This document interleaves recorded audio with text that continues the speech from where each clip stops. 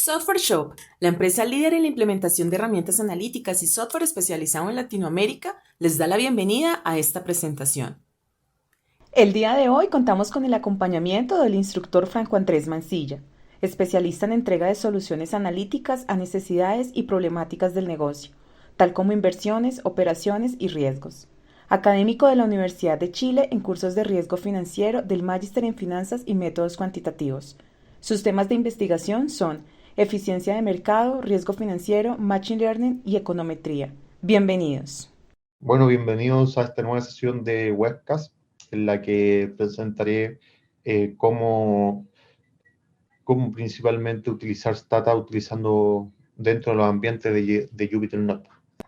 Principalmente en esta presentación no habrá una PPT previa, principalmente yo les quise mostrar ya desde un inicio cómo poder manipular Stata utilizando o dentro de este ambiente de Jupyter.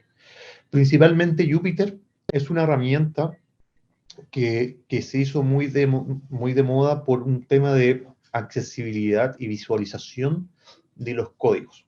Entonces, nosotros cuando programamos o cuando estamos solos programando algún modelo o haciendo una administración de una base de datos, es importante cuando uno va creando cosas, va creando su propio orden, por hacerlo. Entonces, uno va desordenando a medida que va programando, pero a la misma vez uno también tiene que pensar en un futuro en que este código en algún momento se tiene que ser presentado a un colega o a un jefe o directamente en una conferencia.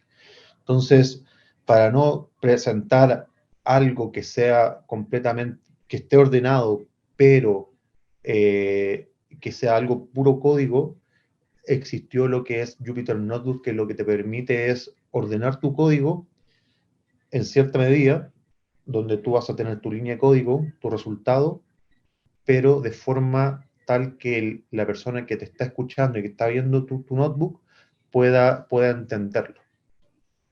Bien. Stata, en los do files de Stata, usualmente son do files que son feos, entre comillas, es decir, yo no mostraría un código de do file en una conferencia, principalmente porque no es algo fácil de seguir. Y principalmente porque por un lado voy a tener la línea de código y por otro lado tengo que tener la interfaz donde me muestran los resultados. Bien, entonces en parte el notebook lo que ofrece es eso, lo que ofrece es una integración entre líneas de código y a la vez una posible visualización de los resultados de ese código. Entonces, lo que les quiero ir mostrando hoy día es cómo Stata se cuelga sobre este notebook y podemos ejecutar derechamente códigos de Stata utilizando Jupyter Notebook. ¿Bien? Notebook, o sea, Jupyter, esta herramienta, existen dos tipos. Una que es como Jupyter Labs, donde tú puedes visualizar acá todas tus carpetas, derechamente. Y acá al lado está lo que es el notebook propiamente tal. Y hay otro Jupyter que tú lo puedes ir viendo sin acceso derechamente a las carpetas. ¿Bien? Entonces, en más código y resultados. Aquí hay una combinación entre código, administración de tus carpetas, etc. Bien. Entonces, para poder utilizar Stata dentro de este ambiente de Jupyter, nosotros tenemos que comenzar a instalar ciertas cosas, porque el lenguaje base de Jupyter es Python. Entonces, con ese lenguaje Python, tengo que declarar que voy a trabajar dentro de un ambiente de Stata. Entonces, importo una librería, perfecto, donde esta librería en parte tengo que llamar a una carpeta donde se encuentra instalado Stata, derechamente. Bien. Y acá es donde nosotros ponemos ejecutar. Y acá, derechamente, voy a llamar a Stata o a la configuración de Stata, que recuerden que Stata tiene tres como versiones. Una que es la versión como estudiante, la versión normal y esta versión que es de multiprocesador, que es mucho más potente para cuando quieres trabajar con mucho más datos o los procesos o ciertos modelos son mucho más pesados. Entonces lo que tenemos acá es Stata, solamente que dentro de la versión de Jupyter. Entonces ya haber declarado eso, Jupyter dice, oye, me tengo que cambiar de lenguaje Python a un ambiente derechamente que es Stata, como que llamó a ese programa Stata. ¿Qué es lo que sucede? De que en parte Jupyter sigue trabajando con Python. Entonces, si tú quieres poder trabajar con Stata, tú tienes que declarar en la celda que vas a utilizar un ambiente o un código Stata. Por lo tanto, tienes estas dos formas de declarar, con porcentaje Stata o porcentaje Stata. ¿Cuál es la diferencia entre uno y otro? Que porcentaje, tú vas a ejecutar varias líneas dentro de esta celda del notebook, y si tú declaras solamente una vez, es que vas a ejecutar esa línea nomás de código dentro de esa misma celda. Por ejemplo, yo acá tengo porcentaje Stata y llamo una base de datos Stata, y acá porcentaje Stata y listo las primeras dos filas. Acá perfectamente hubiese utilizado, por ejemplo, doble porcentaje Stata una vez y llamado esto y a la vez esto. Bien. Entonces, si ejecutamos esto, aquí podemos observar de que se cargó, ahí alrededor, esta base de datos tiene este nombre. Bien. Y estas son las primeras dos filas de Stata. Perfecto. Por ejemplo, si queremos manipular información, vamos a cargar una base de datos que yo tengo acá, que es esta. Perfecto, esto es una de las bondades que tiene Jupyter Notebook Labs, que en parte tú puedes acá bucear o navegar sobre las carpetas que tú tienes acceso.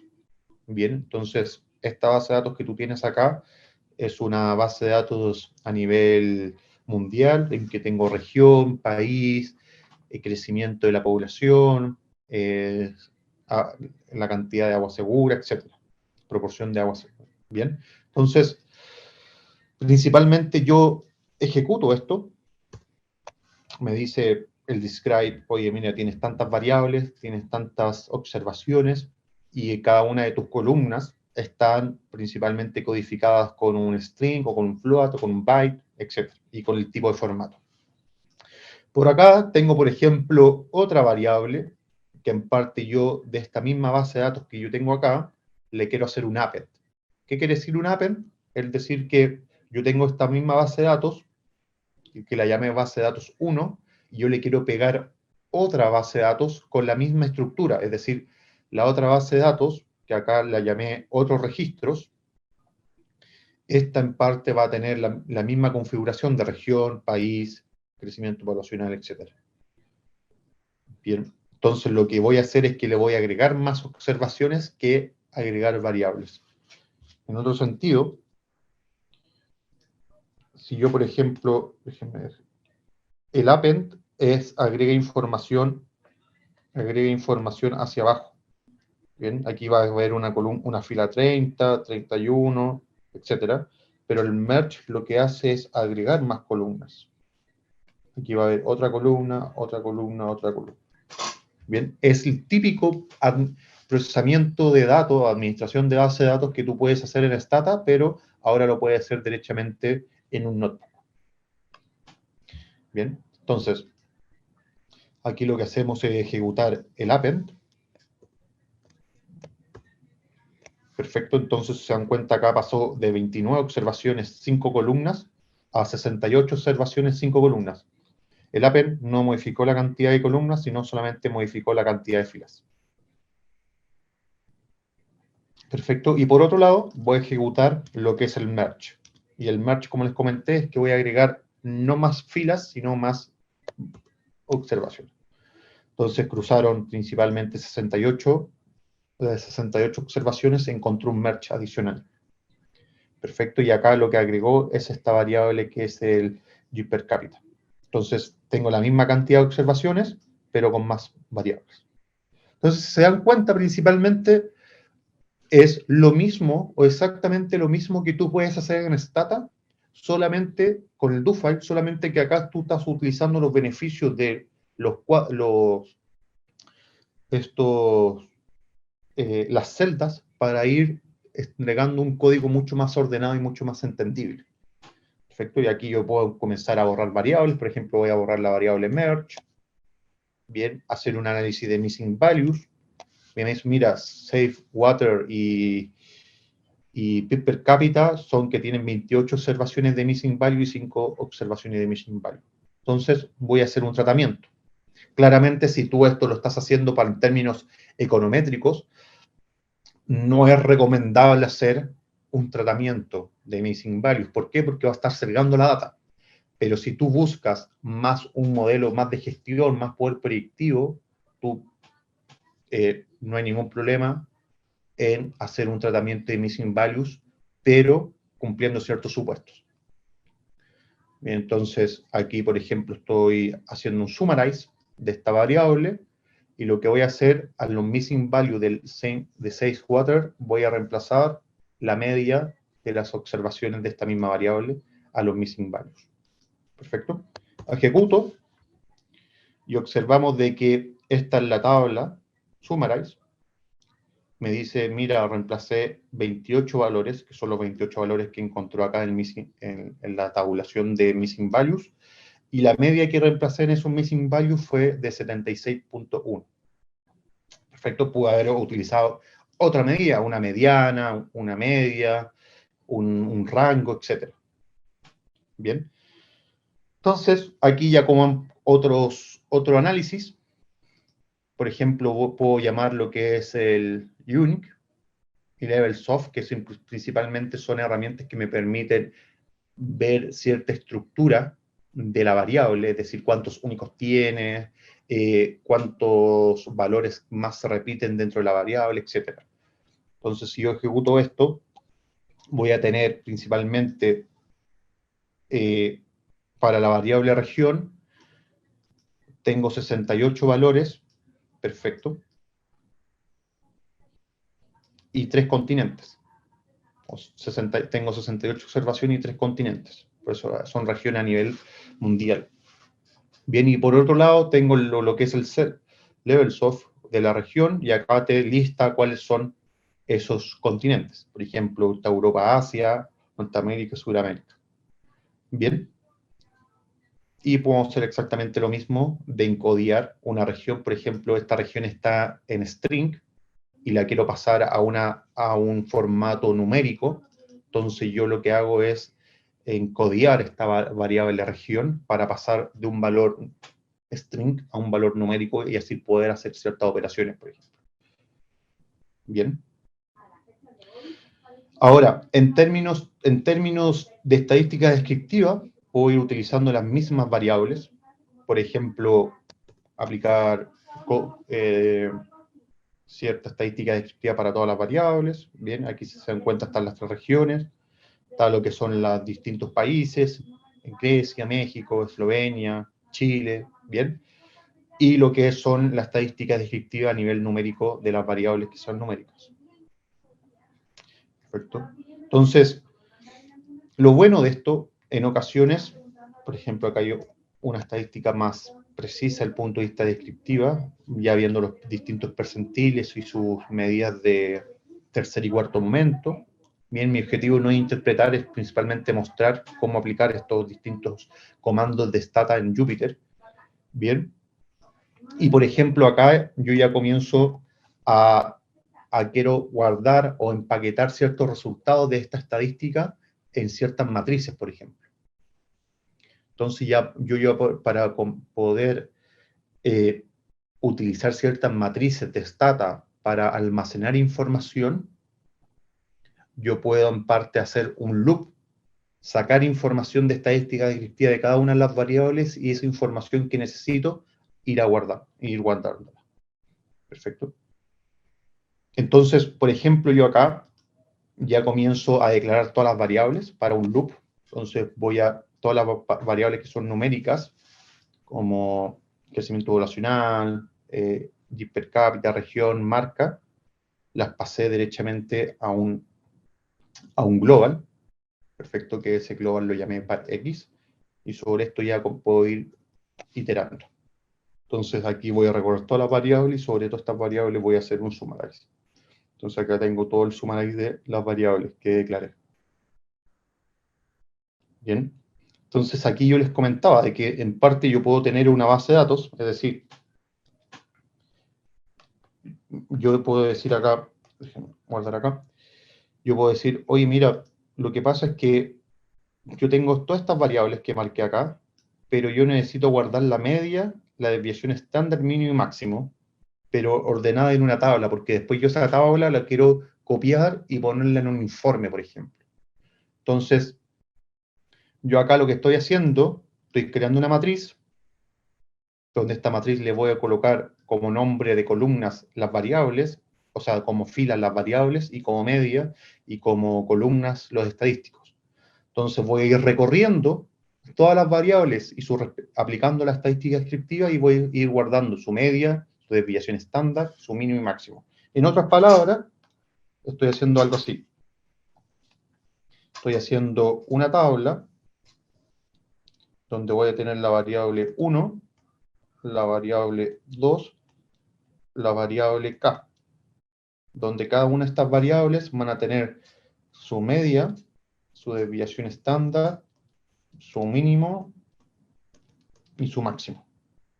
Entonces, esta forma que yo les muestro acá, es mucho más sencillo poder pescar esa tabla y llevarla a un Word, a un LaTeX, a un PDF, que derechamente ir a estar tomando cada uno de estos valores y poner, copiar, pegar y copiarlo en un Excel, por ejemplo.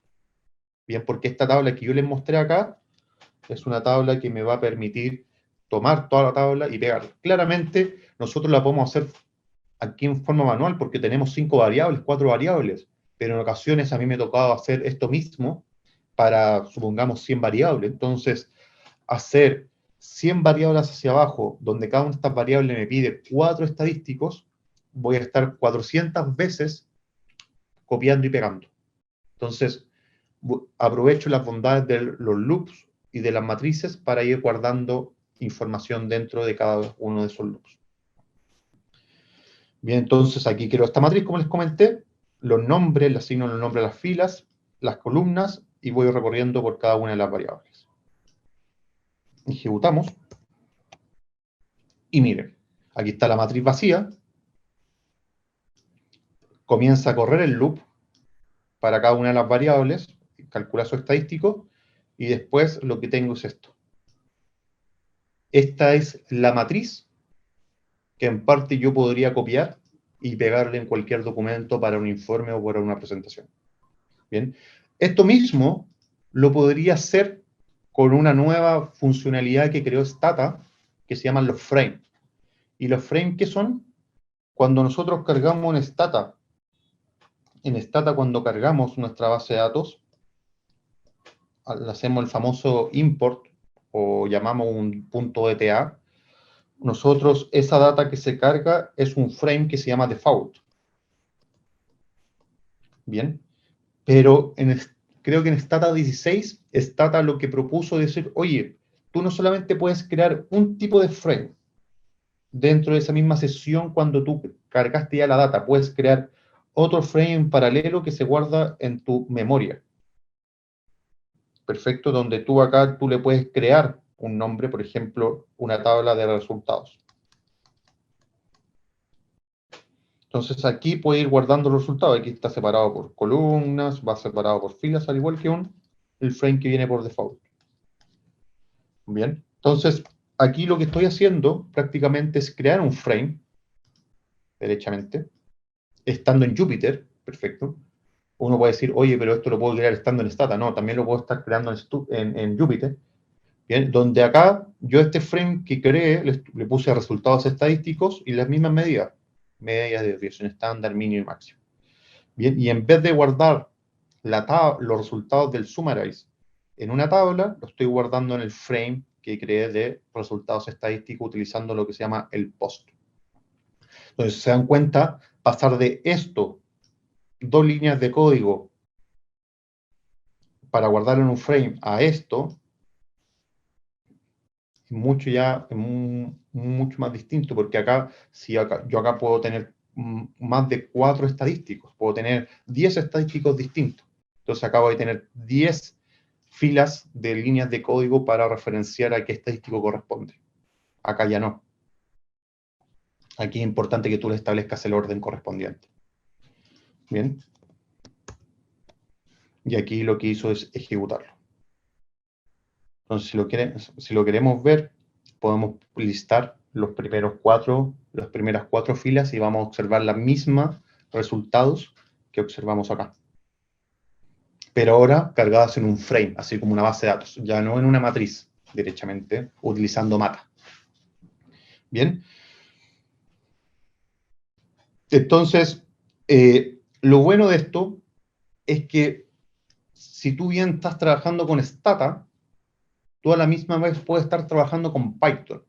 Entonces, ¿qué es lo que sucede? De que supongamos que estos resultados que yo guardé en el frame, yo ahora lo necesito cargar a Python, porque en Python necesito hacer, por ejemplo, un modelo con esa base de datos. Entonces, ese modelo principalmente lo tiene una librería de Python. Entonces, lo que puedo hacer yo, llamar la librería PyStata. Perfecto, entonces lo que voy a hacer es que voy a llevar ese frame o data frame stata a data frame Python o data frame pandas, listándole las variables que quiero como importar para llevar de un data frame a otro data frame. Bien, entonces, al llevar esto, lo que tengo es ahora un data frame que es pandas. Entonces, por eso le dice predata2.head, que en parte es una función de Python. Ya estoy utilizando, con esta función llevo un data frame stata a un data frame Python, y ya con esto puedo listar lo que tiene ese data frame. Bien, que son los mismos resultados que se obtuvo acá. Que se obtuvo acá en los resultados en la matriz, por ejemplo. Bien, entonces, nosotros podemos ir haciendo un vaivén de juego, de utilizar a veces Python, a veces utilizar Stata, perfecto. O sea, pues, en mi caso, yo he utilizado Stata, por ejemplo, para manipular información. Mucha información, perfecto, muy bueno Stata, y rápida, en forma rápida. Pero cuando quiero correr algún modelo muy específico, por ejemplo, un clustering, pero en vez de un clustering por distancia, quiero ejecutar un clustering por densidad, por ejemplo, eso no lo tiene Stata. Entonces, lo tiene Scikit-learn, entonces Scikit-learn es de Python. Entonces, yo puedo pasar ese data frame que ya lo trabajé, lo limpié, etcétera, lo paso a Python y puedo utilizar ese data frame que limpié, lo paso a Python, pandas, y ejecuto esa librería que necesito, o esa técnica que necesito. ¿Bien? Y ahora fácilmente yo podría exportar estos resultados a un Excel. ¿Perfecto?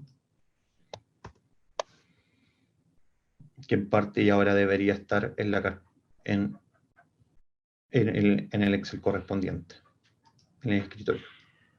Bien, aquí le señalé que las primeras columnas, disculpen, las primeras filas son el nombre de las variables.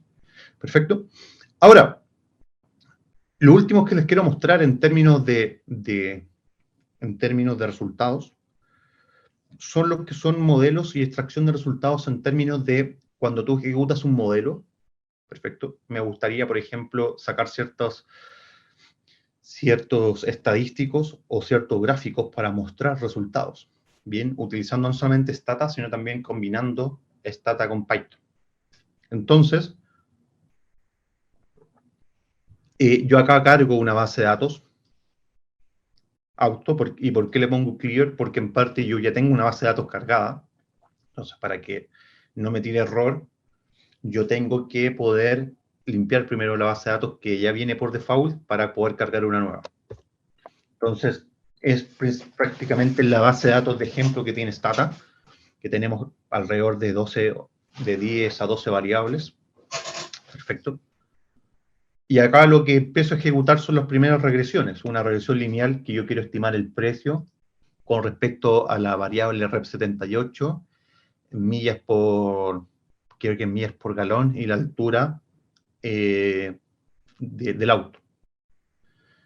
Bien, entonces aquí lo que tengo es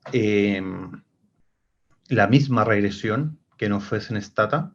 Entonces aquí tengo Rep 78, sus coeficientes, su p-value, todo lo que es los R cuadrado ajustado, como la raíz media cuadrática, etc. Bien, todo el análisis ANOVA correspondiente. Entonces, yo aquí, por ejemplo, quiero separar base de datos, o sea, la base de datos de entrenamiento y validación. Entonces, en esta base de datos de entrenamiento y validación, en ocasiones, bueno, aquí cargué en un global las variables X, donde estas variables X están todas las variables, por ejemplo, que no quiero que se encuentren para variable independiente como es make, que es una variable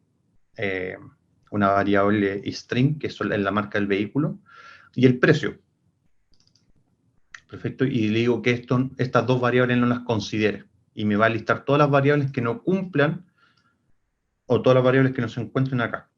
Bien, entonces todas esas variables las listo en el var X, que son millas por galón, la altura, el peso, etc. Bien, y después hago la separación entre muestras de entrenamiento y muestras de validación. ¿Y por qué hago esto? Principalmente porque cuando yo necesito poder entrenar un modelo, yo necesito poder validar qué tan bueno es mi modelo. Perfecto, y tengo dos formas de hacerlo. La primera forma es que yo haga el modelo con todas las observaciones y lo ponga en producción y ver si en producción funciona o no funciona. Pero eso tiene un riesgo muy importante, porque si el modelo llegase, cabe la posibilidad de que el modelo es malo, es muy costoso asumir ese riesgo.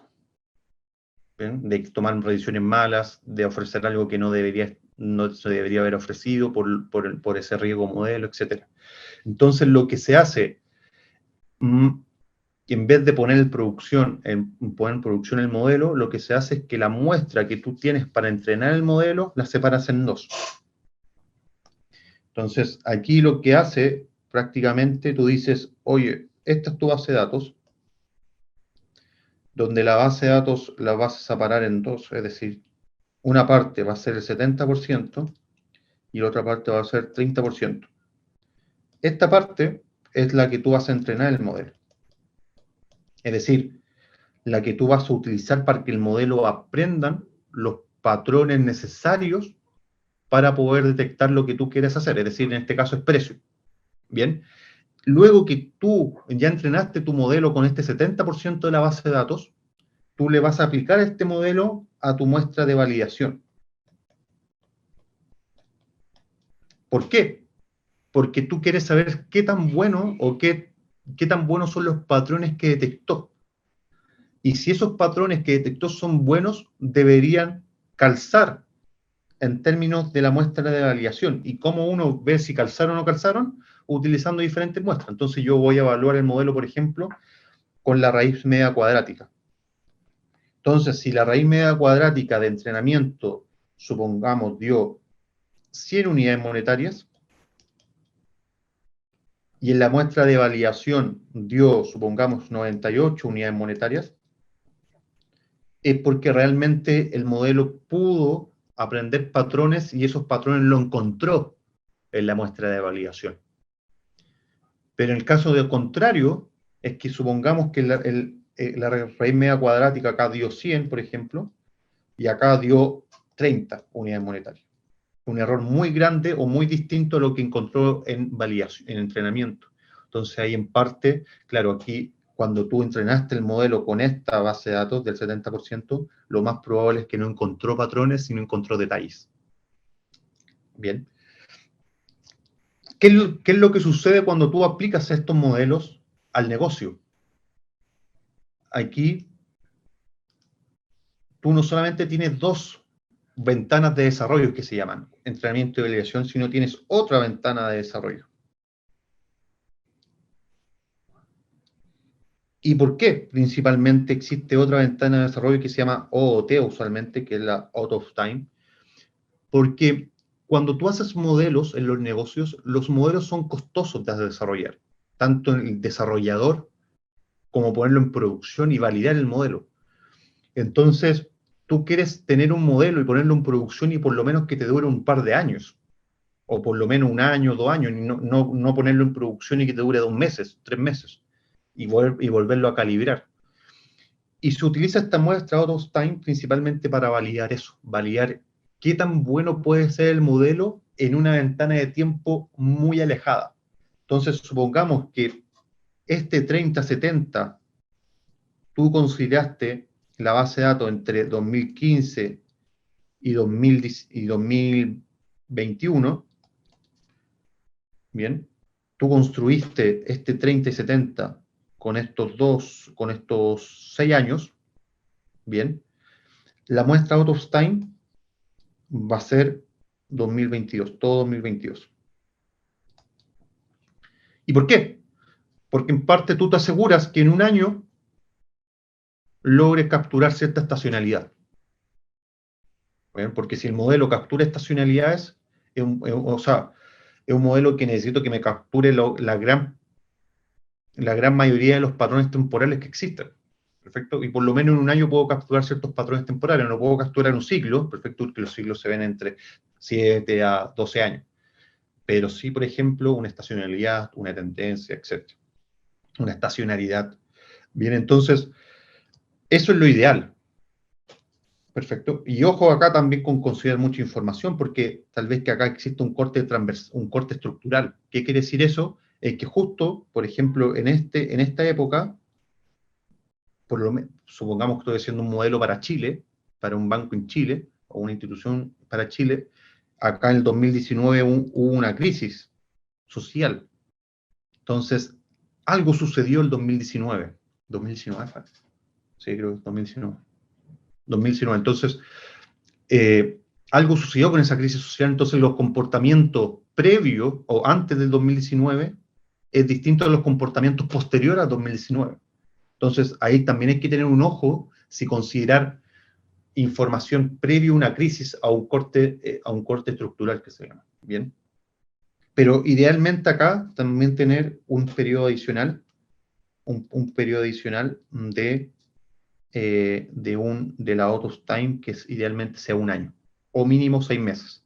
Ahora, si tú no tienes tanta información acá para construir el modelo, lo mínimo que tú tienes que tener, lo mínimo es un año. Un año como mínimo, por ejemplo, 2021. ¿Por qué? Porque con un año te aseguras también de tener ciertas estacionalidades para que el modelo logre capturar esos patrones temporales. Si tú tienes 3 meses de información difícil, perfecto, difícil.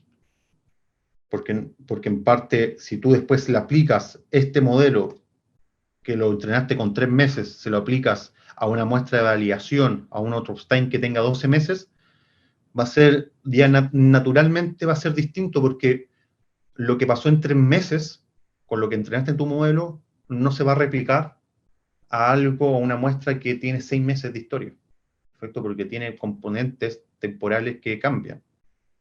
Entonces, eso también hay que considerarlo. Por eso es la relevancia de las muestras de desarrollo. Entonces, nosotros acá, como buscamos un modelo de poder que mejore el poder predictivo, más que un modelo relacional, lo que yo busco son elevar al cuadrado ciertas variables, por ejemplo. Es decir, todas las variables que yo definí aquí como x, las voy a elevar al cuadrado. Y también las podría elevar al cubo, pero solamente al cuadrado. Bien. Bien, entonces aquí listé todas las variables. Perfecto. Y acá lo que voy a hacer, que voy a crear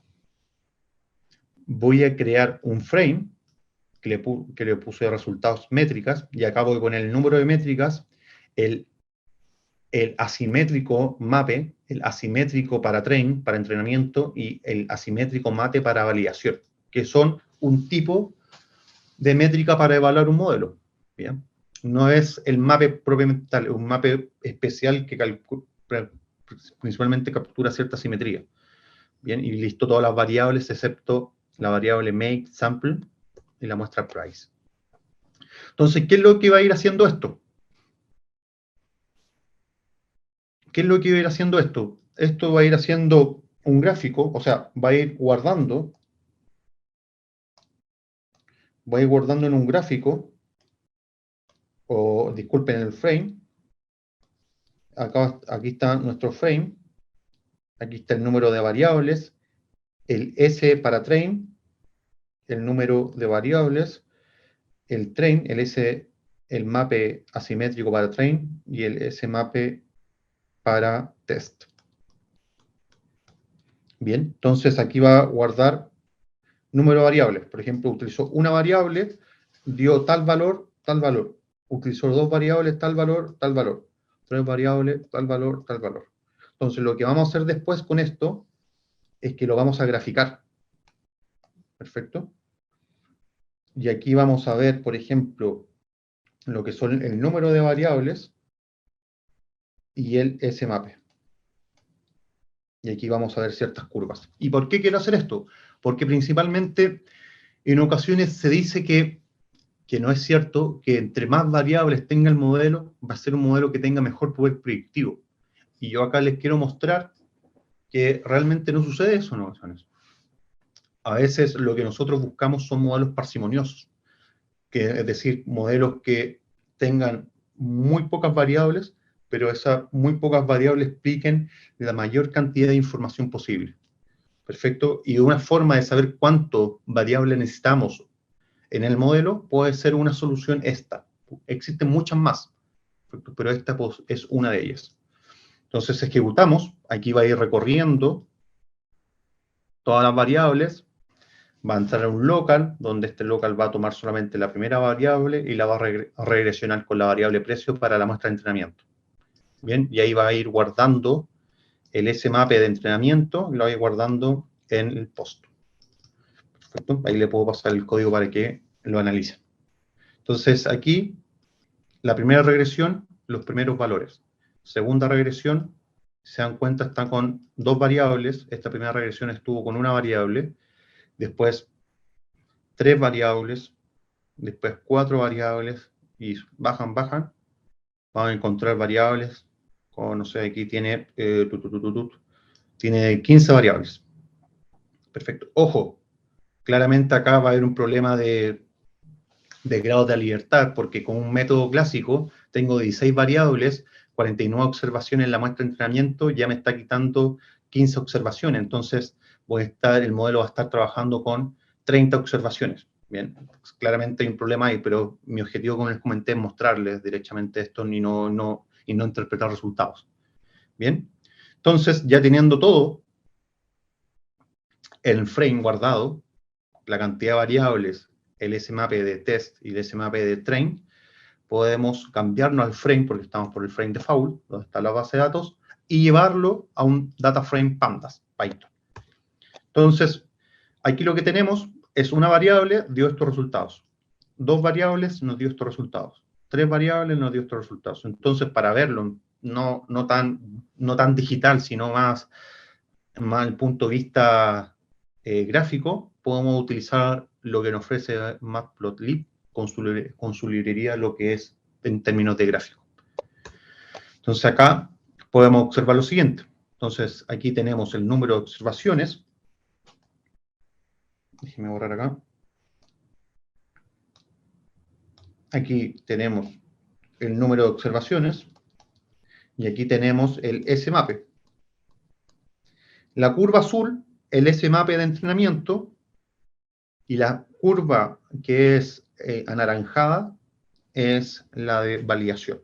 Entonces, al observar con una observación, observamos de que tiene un S-mape de 0,30 en la muestra de entrenamiento y un S-mape de 0,47 en la muestra de validación. Esto ya prácticamente es un problema porque es lo que ocurre a lo que se le llama el underfitting o el overfitting. Bien, entonces está aprendiendo mucho los detalles de lo que es utilizando solamente una variable, y al replicarlo en la muestra de validación está dando algo muy distinto.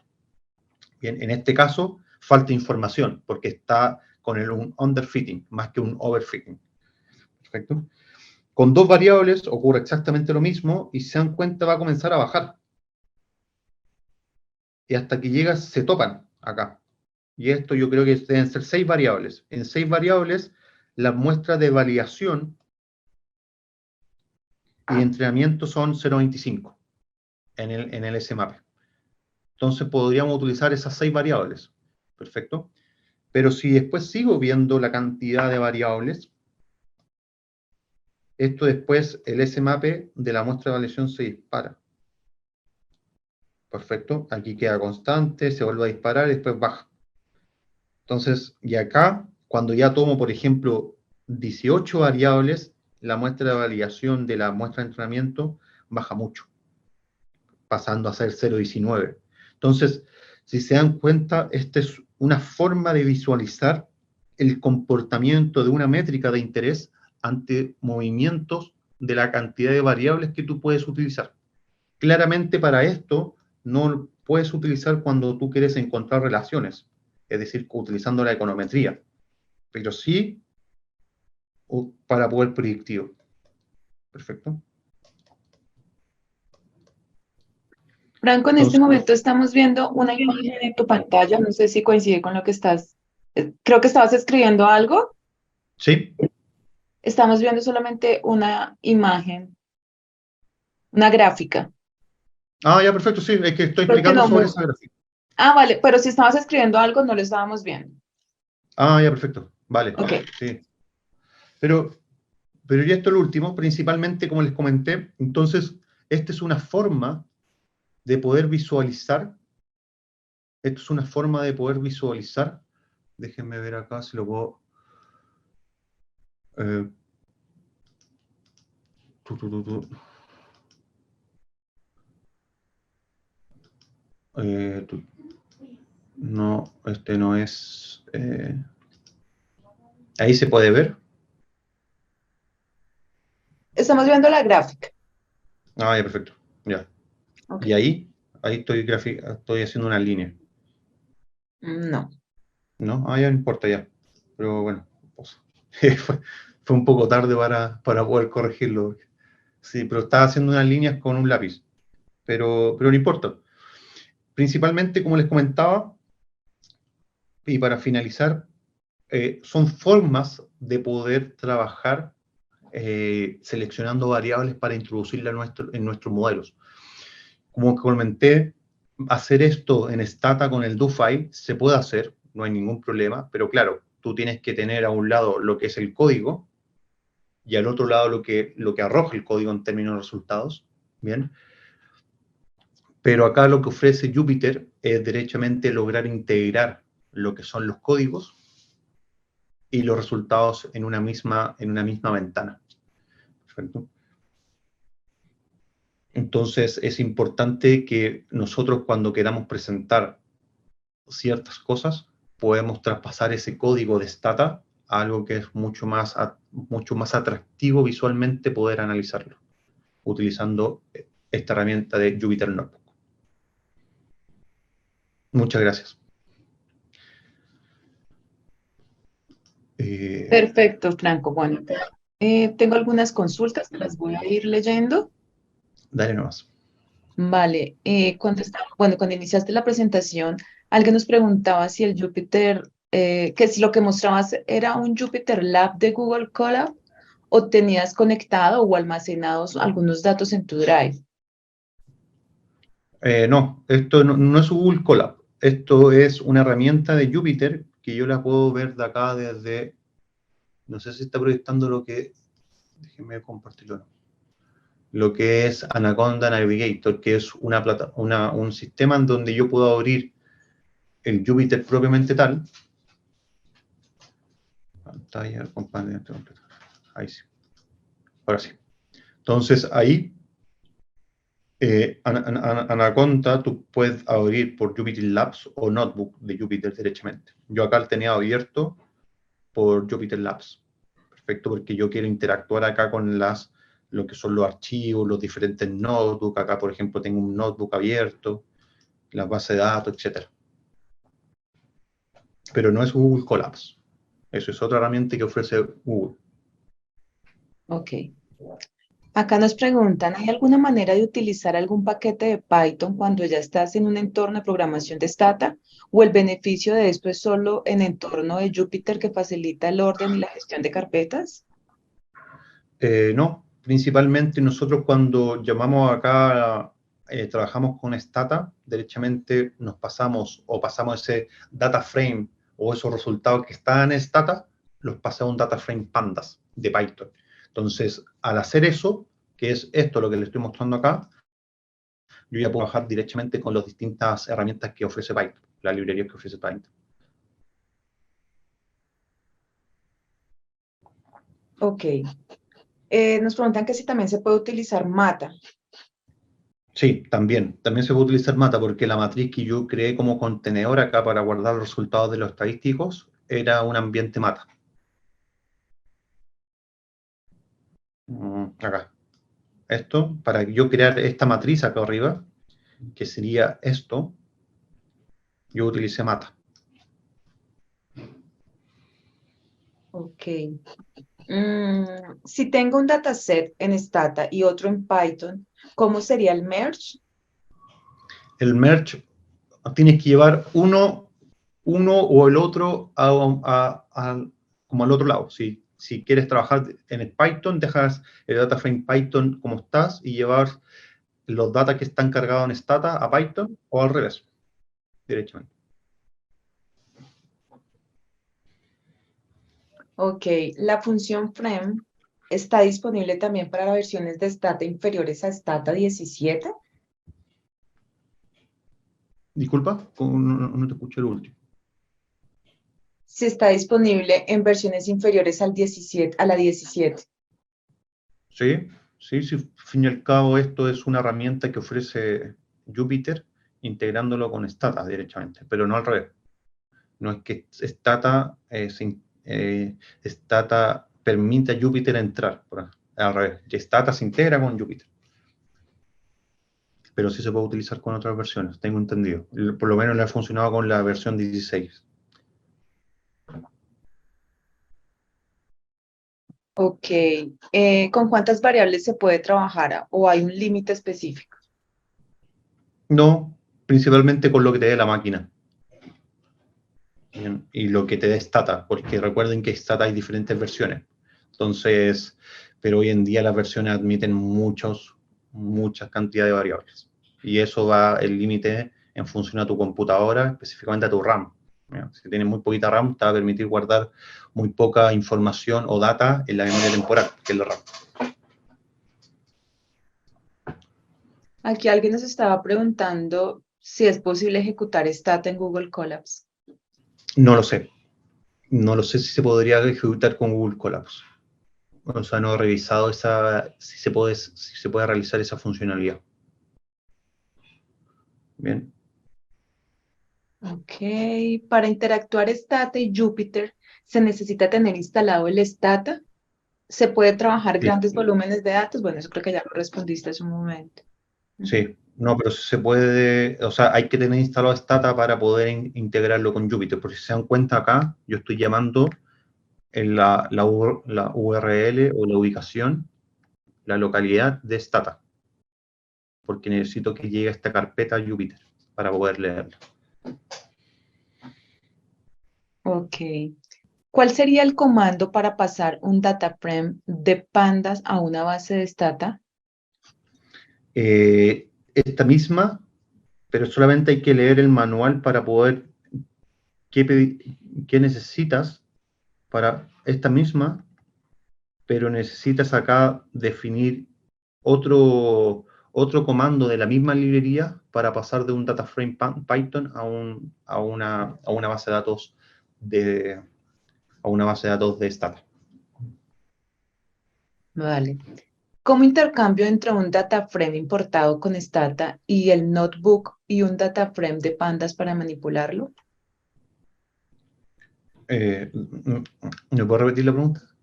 Mira, te la leo textual. ¿Cómo intercambio entre un data frame importado con Stata en el notebook y un data frame de pandas para manipularlo? ¿O el frame importado con Stata es un notebook? ¿Lo puedo manipular directamente con funciones y métodos de Python? O sea, cuando tú estás cargando la base de datos en Stata, tienes que utilizar la herramienta Stata. No puedes utilizar herramientas Python para trabajar sobre una base de datos que está cargada en Stata.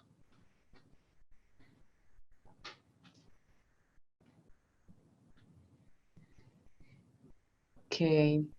Nos preguntan qué diferencia hay entre Jupyter Notebooks y Lab. Jupyter Notebook Labs, principalmente Labs lo que te permite interactuar con las carpetas, ver otros archivos, por ejemplo, aquí estoy viendo otro proyecto, aquí estoy viendo una base de datos, en cambio Jupyter solo corresponde a ese, no lo puedo hacer.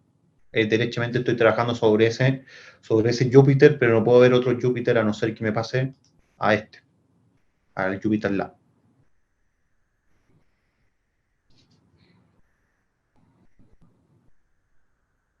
Perfecto. Ok, Franco, no tenemos más preguntas en el momento. ¿Quieres adicionar algún comentario antes de finalizar? Eh, Bueno, dejarle invitado a los cursos que tenemos grabados con Software Shop, que hablan sobre estos temas también de programación iterativa, utilizando Stata, viendo algunos algoritmos de Machine Learning en Stata, y también Machine Learning avanzado en Stata. Así que los dejo invitados para que puedan visualizarlo.